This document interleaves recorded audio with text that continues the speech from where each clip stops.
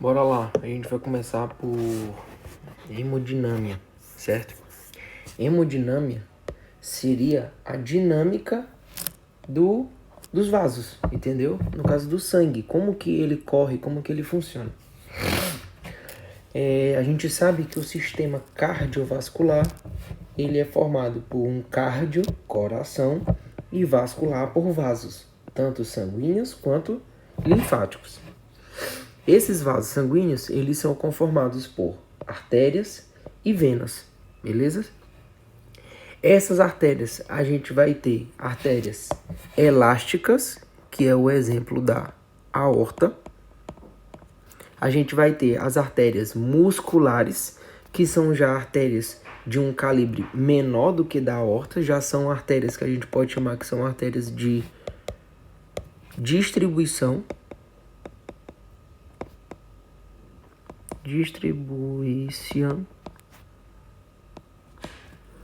Certo? Essas outras venas, a gente vai ter venas pequenas, médias e grandes. Um exemplo de vena grande, a gente vai ter a vena cava, beleza? Do leito microvascular, né, que é o leito microvascular, a gente vai ter arteríola, capilar e vênula. Vai ser aquela zona de interseção, onde a gente vem de uma arteríola, né? A gente vem de uma arteríola, passa por um capilar, esse capilar, aí vai ter a troca gasosa, né? Nesse capilar, nessa região aqui, e depois a gente tem esse leito seguindo pelas vênulas, e depois elas vão aumentando de tamanho até chegar nas venas grandes.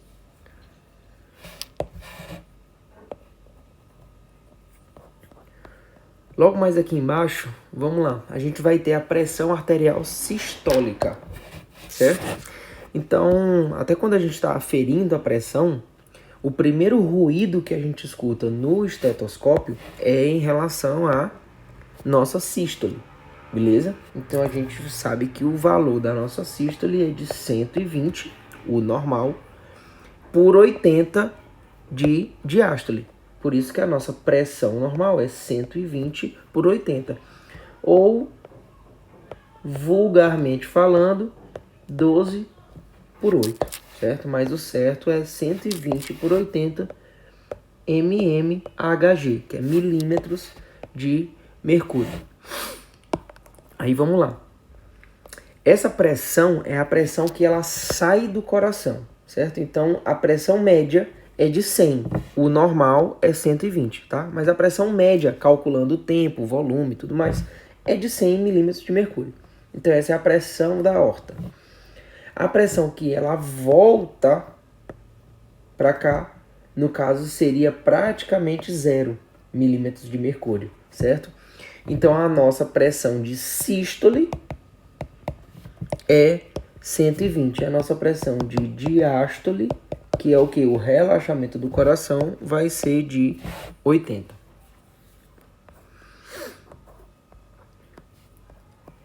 As venas, elas são consideradas reservatórios de sangue. Vou te dizer por quê. À medida que o coração, vou botar de vermelho aqui, à medida que o coração ele vai empurrando o sangue, certo? Aquele sangue que tem nas veias, ele vai sendo também empurrado para frente, certo? Eles vão passando para outra parte das veias. À medida que chega esse sangue aqui, ó, à medida que chega esse sangue, esses aqui vão sendo empurrados até voltar para o coração, beleza? O que acontece? As veias, elas vão funcionar como um reservatório de sangue porque elas não têm pressão, certo? Elas não têm pressão. A pressão dentro delas é quase 0. Então, o sangue que a gente recebe quando coloca uma agulha lá para fazer a extração é o sangue do que o coração pulsa e vai empurrando o que está dentro das veias. Entendeu? Princípios básicos da circulação, né? Como que funciona essa dinâmica desse sangue, né? Essa hemodinâmica. A gente tem algo que a gente chama de fluxo local, que é aquele fluxo daquele leito vascular ali pequenininho, entendeu? Daquele local de fato. Quando a gente tem uma necessidade de fluxo local, a gente tem um aumento no gasto cardíaco, beleza? Ou seja, a gente tem um aumento como é que eu posso falar? No bombeio do coração para que esse fluxo vá para aquele local que necessita, entendeu? Então, se eu preciso de mais fluxo sanguíneo no meu estômago depois que eu como, o meu coração ele vai bombear mais sangue e o meu estômago vai fazer com que esse meu órgão, certo? Controle esse fluxo de sangue, que é exatamente esse nosso primeiro item aqui. Cada tecido ou órgão controla o seu próprio fluxo local segundo a necessidade. Então, quando a gente tem um maior metabolismo, a gente tem, lógico, um maior trabalho, né, com um maior resultado e também um consumo de oxigênio, ou seja, a gente vai aumentar a quantidade de CO2, entendeu? Por quê? Porque a gente está consumindo muito oxigênio, então a gente baixa o oxigênio e consome o CO2, que é o resultado do trabalho feito pelo órgão. Quando a gente tem um metabolismo menor, o que ele fala? Poxa, eu estou trabalhando pouco, pode mandar pouco oxigênio porque eu tô tranquilo, tô descansado, eu não preciso de muita energia, entendeu? Então o trabalho vai ser menor, o consumo de CO2 também vai ser menor e a quantidade de O2 vai ser suficiente, ou seja, vai sobrar. Quando a gente tem um maior metabolismo, ou seja, um maior trabalho, a gente precisa que chegue o quê? Mais oxigênio. Por quê? Porque ele está sendo consumido. Tá vendo que o oxigênio está baixando? Ele precisa de mais oxigênio. Como que a gente faz para chegar mais oxigênio? Vasodilatação. Por que a galera que malha às vezes toma, sei lá, até tadalafila mesmo? É o quê? É um vasodilatador. Ele permite que chegue mais sangue e mais oxigênio para nutrir aquele fluxo local, porque ele está o quê? Necessitando, sacou? E ao contrário é quando o metabolismo diminui. Se eu tenho um metabolismo baixo, eu vou fazer uma vasoconstrição. Para quê? Porque eu não preciso de tanto oxigênio chegando. Entendeu? Então eu vou priorizar, eu vou vasoconstringir, sei lá, vamos supor. Depois que você come, você faz uma vasodilatação local no intestino. Para quê? Para que chegue aporte de nutrientes, para que chegue aporte de enzimas digestivas. Tudo isso vem através dos vasos, né? Pela vasodilatação depois que a gente come. Depois que eu como, que eu faço a digestão, esse vaso ele vai fazer o quê? Constrição, vasoconstrição. Por quê? Porque eu já não preciso trabalhar tanto. O meu metabolismo ali do meu intestino já está o quê? Baixo, menor, entendeu? Já está diminuindo. Então eu tenho um menor trabalho e uma vasoconstrição, entendeu? Vamos lá. O gasto cardíaco é a soma do fluxo periférico, certo? O que isso quer dizer? Que esse fluxo periférico, ele vai gerar um retorno venoso. À medida que o coração vai bombeando, saindo, esse sangue que está aqui, ó, no vaso, ele vai pegar pela veia e vai voltar para o coração, entendeu? Então esse gasto cardíaco, o que é gasto cardíaco? É volume sistólico, não é isso? Volume sistólico em 1 minuto. Ou seja, é o quanto o coração bombeia de sangue em 1 minuto. Esse é o valor do teu gasto cardíaco. É o quanto o teu coração gasta de sangue em 1 minuto. Então, se o teu gasto cardíaco é, sei lá, o meu coração bombeia 5 litros por minuto. Então, o teu gasto cardíaco é de 5 litros. Sacou? PA sistêmica é independente do fluxo de controle sanguíneo local. O que isso quer dizer? O sistema de pressão arterial, Quem que regula o sistema de pressão arterial? Sistema simpático e parasimpático. Esses dois sistemas, eles vão atuar independente da necessidade do fluxo local. Por quê? Porque isso daqui vai mandar no coração, entendeu? E não no órgão em que está precisando. Então, esse gasto cardíaco, essa pressão arterial sistêmica, ela independe do controle de fluxo sanguíneo local. Porque quem vai controlar esse fluxo sanguíneo local é o próprio órgão ou o tecido, entendeu? No caso lá que eu te falei do intestino, quem vai controlar, sei lá, o nosso estômago. Quem vai controlar é o nosso estômago. Mas a tua pressão arterial sistêmica, ela continua normal no valor de 120/80. Quando a gente fala de fluxo, a gente está falando de movimento, né, do sangue. Pressão é igual a força. Mas o que é essa força? É a força que exerce a parede dos vasos, beleza? A parede dos vasos vão permitir uma força, né? Uma força contrária, ou seja, para o centro, contra o fluxo de sangue que está passando aqui. Beleza? A gente sabe que as artérias, elas têm mais resistência e as venas têm menos resistência. Sacou? Então essa força é em relação à resistência lá, é a força que ela faz contra contra o sangue.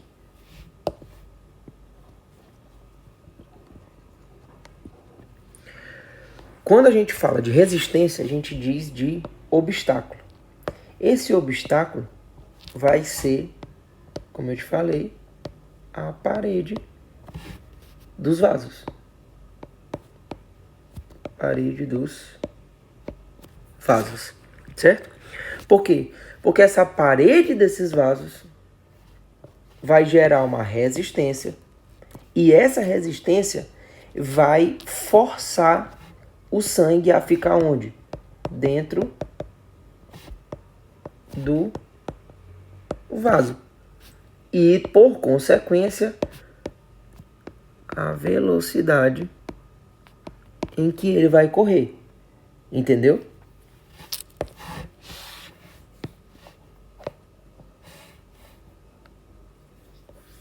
Quando a gente fala de gradiente, lembra lá de gradiente de concentração do sódio e potássio, que a gente tem mais sódio fora da célula e mais potássio dentro da célula, entendeu? Esse gradiente é essa diferença, entendeu? Entre o número maior e o número menor.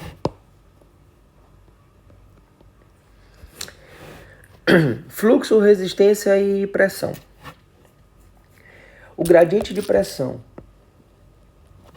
quando a gente tem o início de um vaso, é maior do que no final desse vaso. Então, tipo assim, o que isso quer dizer? Quando a gente tem lá o coração, né? Tem um coração. Na saída da aorta, nessa boquinha da aorta, bem aqui, ó. Nessa boca da aorta, a pressão é muito maior do que quando ela começa a se ramificar. Beleza? Quando ela sai de uma aorta para uma coronária, quando ela sai para uma, sei lá, para uma outra artéria muscular ou para alguma outra artéria de um outro órgão, entendeu? Então essa pressão é muito maior em P1, que é nesse caso seria o teu ponto 1. Vamos lá. Esse gradiente de pressão, como eu te falei, que é a diferença de pressão, ele é maior em P1, certo? E uma pressão de saída P2, que é mais baixa, como eu te expliquei lá a questão da aorta. Resistência vascular se refere ao obstáculo do fluxo, que é o quê? É a questão lá das artérias, né, e das veias. Imagina que as artérias elas fossem pouco resistentes.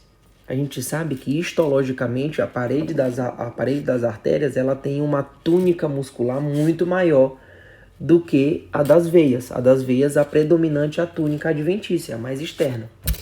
A túnica muscular das artérias ela é mais grossa para que permita que ela seja mais o quê? Mais resistente. Porque tu imagina o teu coração bombeando sangue a uma pressão de 120 milímetros de mercúrio e essa tua aorta aqui fosse frouxa, igual um alface, ia romper tudo. E a gente ia ter o quê? Uma hemorragia. Uma hemorragia. Sacou? Porque ia sair sangue, ia extravasar sangue do vaso sanguíneo. Então essa artéria ela é mais resistente do que as veias.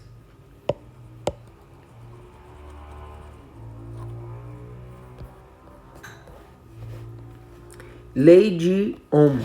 Essa lei de Ohm ela vai falar em relação ao fluxo sanguíneo, né, a depender da pressão que acontece no vaso sanguíneo. Se a gente tiver um diâmetro de vaso menor, a gente vai ter uma maior pressão, beleza? Se a gente tiver um diâmetro de vaso maior, a gente vai ter uma pressão menor. Então é sempre inversamente proporcional. Aqui, como eu te falei, ó, a túnica predominante das artérias é a túnica média, muscular média.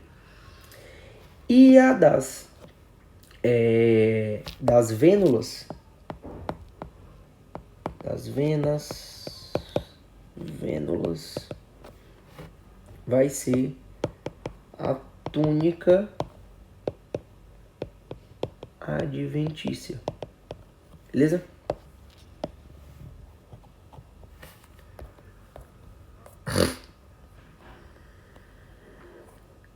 Aí vamos lá. A gente sabe que o fluxo normal ele é o quê? Se a gente aumenta o raio, imagina que o raio é isso aqui, né? Do centro até a ponta, é o raio. E isso aqui seria o diâmetro. O raio de um vaso sanguíneo, se ele for grande desse jeito, a gente vai ter um fluxo menor. Mas se a gente tiver um vaso sanguíneo em que ele é menor, ou seja, vasoconstrigido, ou seja, o raio dele é menor, a gente vai ter mais fluxo de quê? De sangue. Entendeu? Que é exatamente o que ela está falando aqui. Se eu tenho um maior raio, eu tenho menos fluxo capilar, no caso da arteríola. Se eu tenho um menor raio, eu vou ter um maior fluxo, ou seja, ele vai passar com mais força.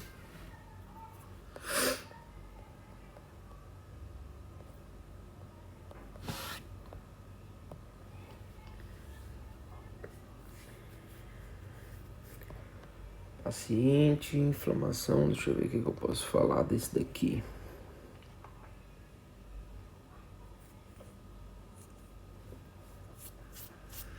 Esses signos cardinais aqui também a gente já falou, né? Dolor, calor, rubor, edema e perda de função.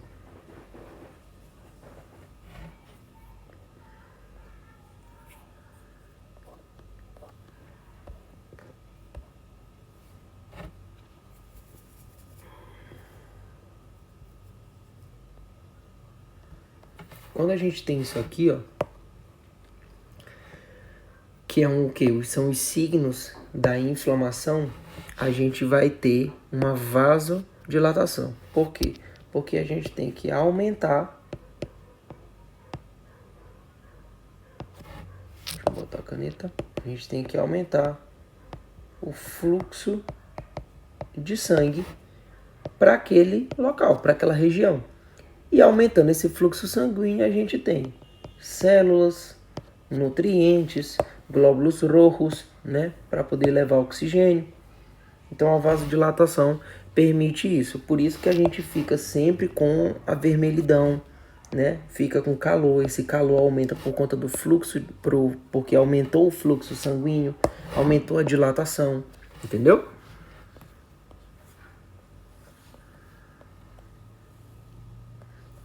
Lei da quarta potência. Lei da quarta potência é uma explicação para a forma de Poissy. Essa fórmula de Poissy, cadê? Deixa eu ver se fala aqui embaixo. Depois eu te explico com mais calma essa lei de Poissy. Vamos lá.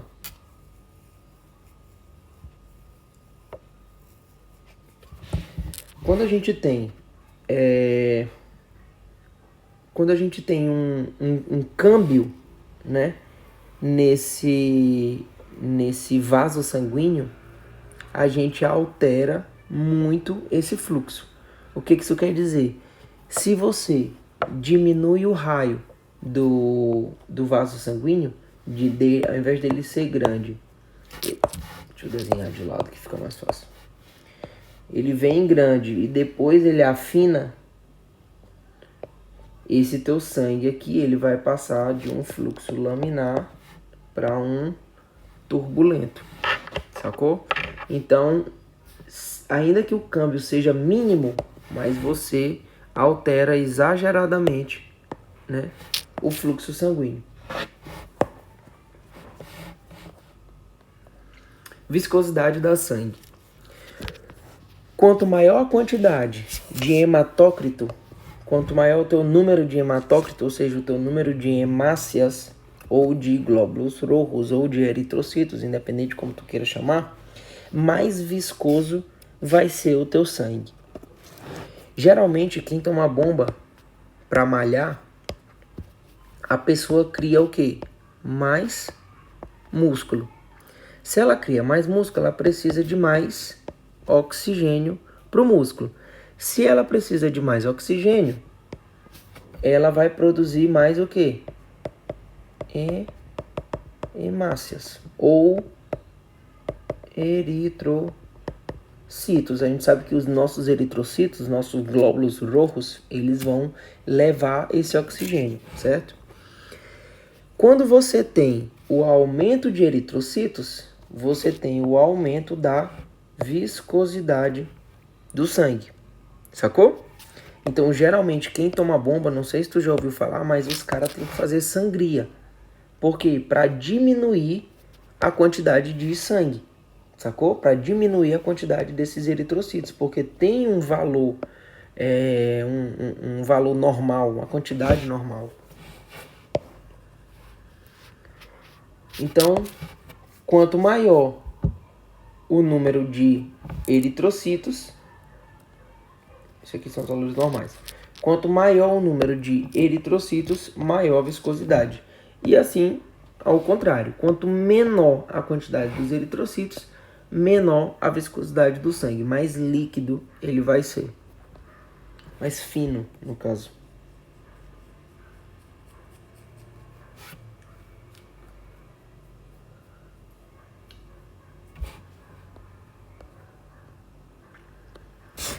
Distensibilidade vascular, a gente falou, né, que é a capacidade que tem a parede de um vaso sanguíneo de se distender, beleza?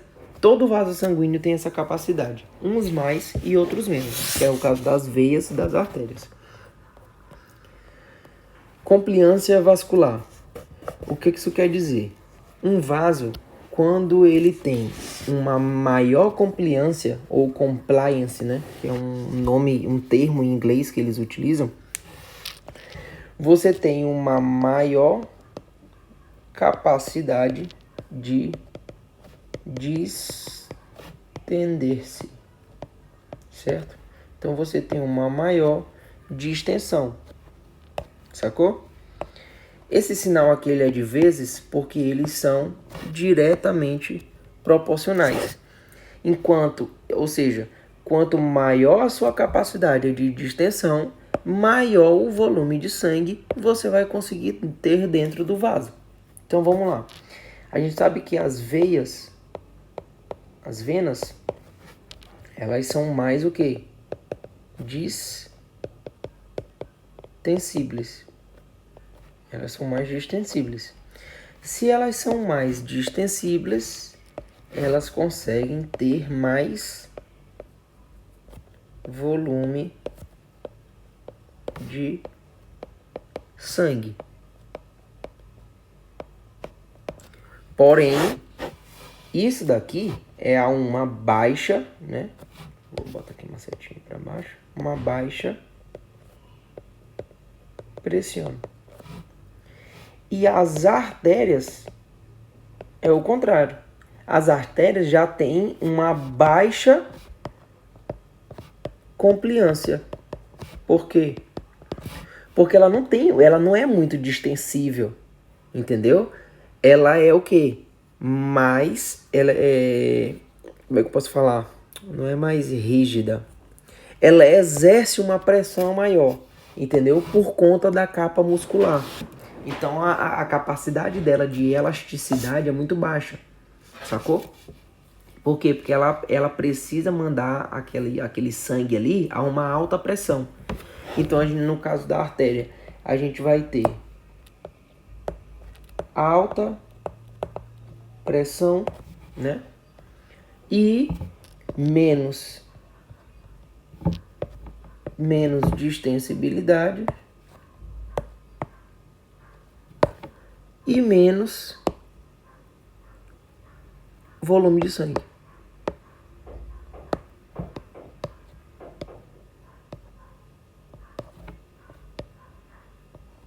Sacou?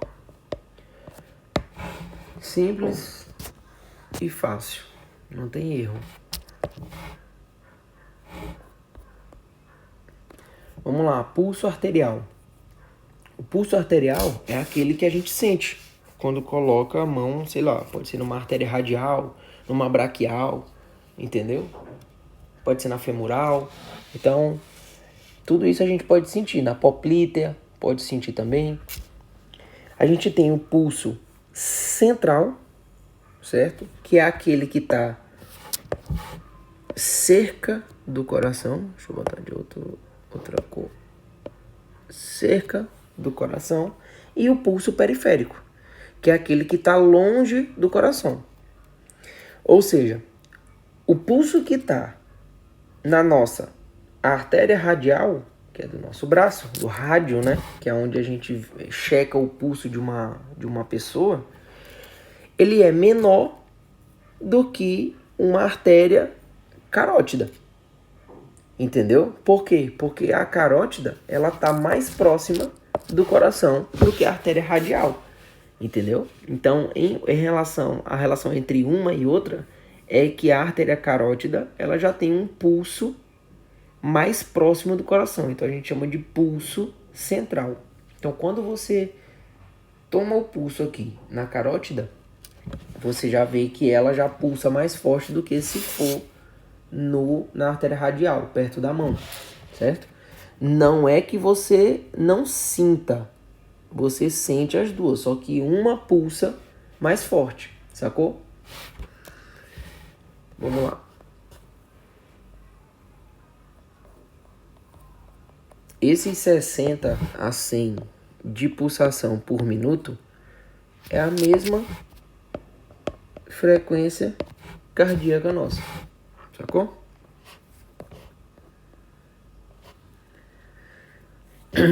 Pulso central e pulso periférico. Dá para ver que a gente tem uma amplitude menor, que seria o tamanho desse vaso. Essa amplitude menor, ela vai servir como se fosse um sistema de amortecimento, entendeu? Como tá falando bem aqui embaixo. Sistema de amortiguação. Por quê? Porque se viesse com essa pressão do pulso central, ia estourar tudo. Sacou? Porque a forma como são feitas essas artérias menores do pulso periférico, artérias de distribuição, elas, apesar de serem artérias e serem resistentes e tudo mais, elas são menos resistentes que a aorta, vamos supor, entendeu? Que é quem pega a pressão direto do coração.